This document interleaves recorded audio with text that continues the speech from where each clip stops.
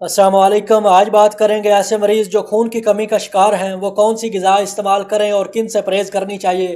ग़िज़ाओं पर बात करने से पहले जिस्म में खून की कमी क्या है, इस पर बात करते हैं। जिस्म में खून की कमी दर हकीकत जिस्म में खून के सुर्ख खलियात की कमी को कहा जाता है, जो ऑक्सीजन की फ़राहमी का काम करते हैं। इस मर्ज़ में खून के सेहतमंद सुर्ख खलियात में हीमोग्लोबिन की कमी हो जाती है, जो जिस्म के मुख्तलिफ़ हिस्सों में ऑक्सीजन पहुँचाते हैं। हीमोग्लोबिन वो जुज़ है जो खून को सुर्ख रंग देता है, यानी जिस्म को खून की कमी से बचाने के लिए ज़रूरी है कि हीमोग्लोबिन की सतह को मुनासिब हद तक बरकरार रखा जा सके। इसकी कमी शदीद थकावट और कमज़ोरी के साथ साथ अनीमिया का शिकार बना सकती है। एक बालिग अफराद के जिस्म के अंदर 1.2 से 1.5 गैलन या 4.5 से 5.5 लीटर तक खून होता है।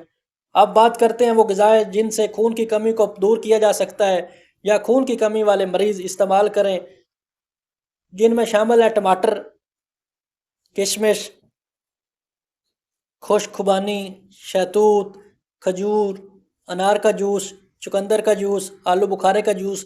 ये जूस रोज़ाना इस्तेमाल करने से खून की कमी दूर हो जाती है। कलेजी, चने, दालें, पालक, हर किस्म का शोरबा, यखनी, मछली, अंडे, गंदम की रोटी, हर तरह की सब्जियाँ, मेवाजात, सेब, नाशपाती, दूध वगैरह इसमें शामिल है।